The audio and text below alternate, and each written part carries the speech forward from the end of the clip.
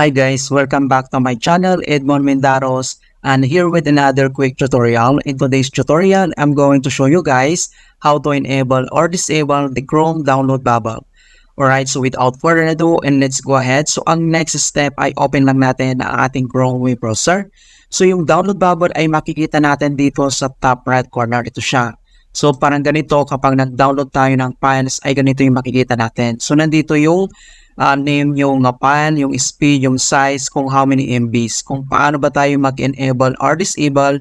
So ang next step ay dito lang sa searching bar ay kailangan lang natin i-search tong link na to. So copy lang natin yan and then paste natin dito. Ito yung Chrome plugs / download -bubble. So ito yung search mo lang and then press mo yung enter.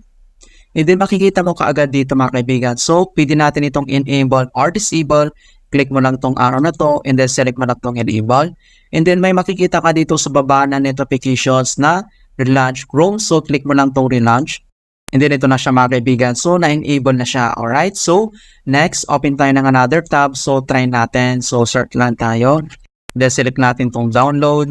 And then ganito siya. So dito lang sa top right corner makikita mo tong tinatawag na download bubble. Alright. Kung gusto mo naman itong i-disable, so napakasimple lang. So punta lang tayo dito sa link na Chrome plugs download bubble. So enter lang natin yan. And then makikita mo kaagad dito. So pwede mo itong enable or disable. Click mo lang tong arrow na to and then click mo lang tong disable.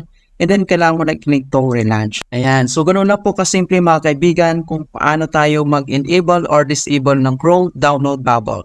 So please don't forget to like this video and subscribe to my channel for more quality contents. Thank you guys and see you in my next tutorial.